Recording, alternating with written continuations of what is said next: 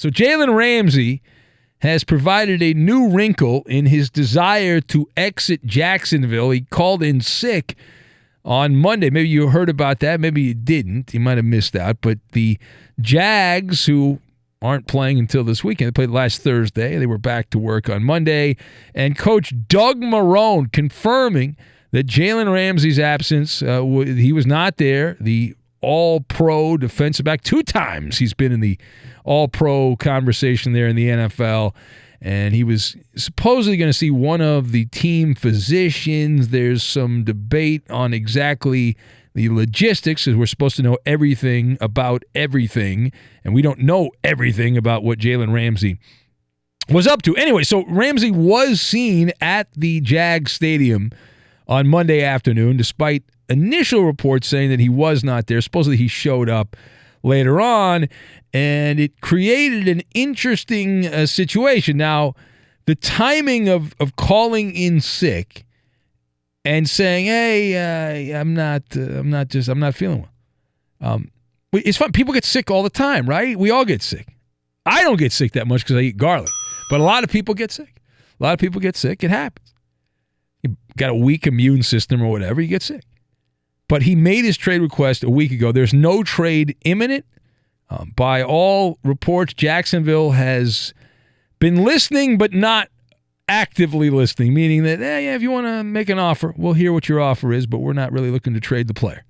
We don't want to trade this guy. The asking price remains sky high, like a penthouse in the heavens.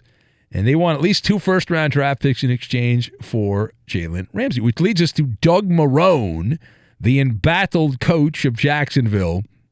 And he attempted to downplay Jalen Ramsey not showing up to work. It's happened, I don't want to exaggerate and say hundreds of times, but it's happened quite a bit. I mean, it's happened here since I've been the head coach a couple of times. It's happened with Miles, where I actually, was in a hotel with him. He stayed there. It's happened. So to me, it's nothing as big, but I understand that that's probably a big story because of the other things that are surrounding it. It's called damage control. Let's downplay. Nothing to see here as the building burns. Here's more from Doug Marrone, and again, he sums up the state of Jalen Ramsey. I can't. I'm not getting into that odd or anything. I mean, if you're sick, you're sick, right? I mean, what are you going to do? There you go. If you're sick, you're sick. Poetry. It's absolute poetry. All right. So he says he's not getting into it and all that stuff. You're sick, you're sick. So Doug Marrone confirming that Ramsey followed the protocol. I know you're concerned about that. For players who are under the weather. He notified the Jags on Sunday that he wasn't feeling well. Marrone said he was alerted by text message from the trainer of Jacksonville. The Jags are 1-2. They are beginning to get ready for their next game. They travel to the Mile High City to take on the 0-3 Broncos, and Gardner Minshew has an opportunity to get back to 500 for Jacksonville as their quarterback there. The team can get back to 500. And Denver, you imagine they lose to Jacksonville at home. You figure that's a gimme, right? At the beginning of the year when you look at Jacksonville on the schedule with all their issues there. But the way the Broncos are playing defense, you wouldn't put past Jacksonville to sneak in there and get a victory. So let's discuss the question, do you think that Jalen Ramsey is really sick, or is this all part of a master plan? Is there some kind of nefarious activity going on with Jalen Ramsey? Now, I'm not his doctor, and I'm not his mother, and I'm not his father, but from the outside, I would say there's some shady business going on here based on anecdotal evidence, and I'll walk you through this, that this is part of a bigger strategy. You've got the Shakespearean drama, tires, and checkbook.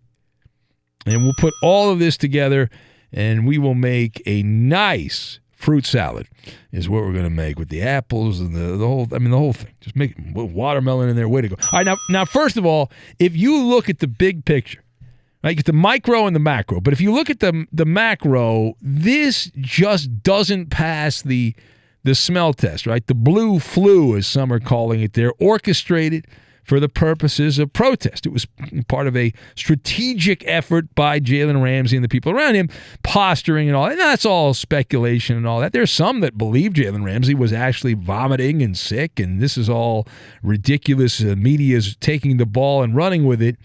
But I would argue, based on what I have seen over the last couple of days, you'd have to be pretty gullible and a bit of a simpleton to think that this was not part of a master plan. This was just improvised, and he really did get sick. Because if you follow the timeline, all right, let me walk you through this. So Jalen Ramsey got into a tiff with Doug Marrone on the sidelines during week 2 against Houston. He then demands a trade. He ends up playing for Jacksonville in the game last week. The team doesn't trade him over the weekend. In fact, we talked about this earlier. Shad Khan, the owner, says he'd like to keep Jalen Ramsey around, wants to pay him. Someone then over the weekend, this is the biggest piece of evidence I have. Somebody tipped off Adam Schefter over the weekend and said that Jalen Ramsey is upset that the team is not looking to trade him, actively looking to trade him, even though they say they are. And Adam Schefter, from his sources, said that Jalen would find a reason not to practice this week to hasten his departure. That was an Adam Schefter report over the weekend, and ta-da! Here we get to Monday, and guess who's not there? Jalen Ramsey. Now, it's possible that that's just an awkward coincidence, or it's possible that somebody tipped off Adam Schefter, and he ran with the story, and then on cue, the story came out. Ramsey, I guess, either didn't see it or didn't care about it, and all of a sudden he's sick. He's as sick as a dog and can't practice with the team. All right, so does this not read like a nice Shakespearean drama of pigskin? You've got the insider report saying Ramsey's going to find a reason not to go to practice, and then 2 days later, he conveniently gets the flu. Perfect timing by the way. The flu gods smiling on Jalen Ramsey. It's like performance art. That's right. Now, secondly, will the perception that Jalen Ramsey is a bad actor help or hurt his chances? Now, I have read some things on the interweb that say some of these idiots are like, oh, this is going to kill him. People are going to stay away from him. They're gun shy because of Antonio Brown. No! You could not be more wrong. You could not be more wrong. This will have no bearing on what happens as far as teams being interested. Now, I get Tom Coughlin being pig-headed. He's from a different generation. He's from the old school. And Tom Coughlin strikes me as the kind of guy that will ignore ultimatums. Now, maybe you disagree, but I don't. I feel that's the way. And Coughlin is not the kind of guy that's going to get rattled by all this. And Jalen Ramsey appears to be anyway, a delicate little flower. And this all stems from some harsh criticism, a rebuttal by Tom Coughlin to Jalen Ramsey. And supposedly it involves the offseason where Coughlin gave some real talk, like this guy that used to call the show, to Jalen Ramsey. He got all emotional. He was verklempt, and he reacted in a very hypersensitive way. And this has continued on, and there was another dust-up, and it's just added up to him wanting to get out. But the whispers say the bad blood actually goes all the way back to April, the voluntary offseason program for Jacksonville, and the attendance or lack thereof of Jalen Ramsey. And this has been going on since April, and here we are in September. So he had his hissy fit. He took his sick day. And as far as teams shying away, I'm not buying that. This will not defer teams that are interested in Jalen Ramsey. And there's plenty of teams out there that you say, whoa, one more elite defensive player could fix the entire secondary. You look at the Cleveland Browns have some major issues in their secondary. Philadelphia, the Eagles, the Baltimore Ravens, their secondary. You could even see a team like the Patriots say, I don't care about first-round picks. Who cares about that? We can get a dominant player who's going to be better than any first-round pick.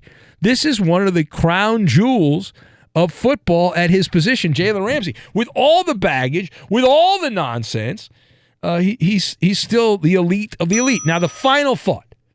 So as we mentioned earlier in the third degree, you can go back and hear it on the podcast, there is a path to compromise. Jalen Ramsey wants to be the highest paid defensive back in the NFL.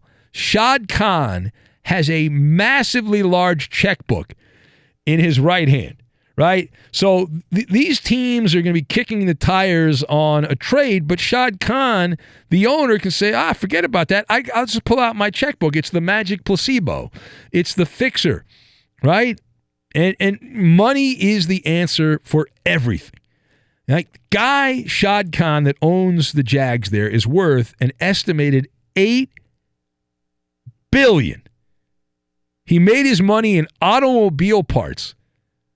Right? It's crazy. I think he's from Pakistan. He made his $8 billion selling automobile parts. What a story that is, man. What a racket, man. If you can, good for him to figure that out. But my God, $8 billion. Anyway, Ramsey may despise Tom Coughlin, and likely does, but as I learned when I was younger and I read a book called The Magic Christian, which is not a religious book, everyone has a price. Jalen Ramsey is the 28th highest paid defensive back in the NFL. He is the best, but if you don't think he's number one, which is better than all the rest, then he's the second ranked defensive back. But that's in terms of guaranteed money. You know who's got the most cash? Josh Norman. Hail to the Redskins. Hail to losing Monday night. The Redskins lost to the Bears. And Josh Norman, $50 million in guaranteed money from the Washington Redskins. Patrick Peterson is second at $47 million. Trumaine Johnson, how'd that work out for the Jets?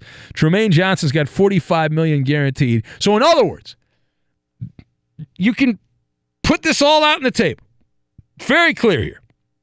If Jacksonville wants to get Jalen Ramsey to sit around and smoke the peace pipe with Tom Coughlin around the fire, then they got to come up with, I would say, $55 million guaranteed money.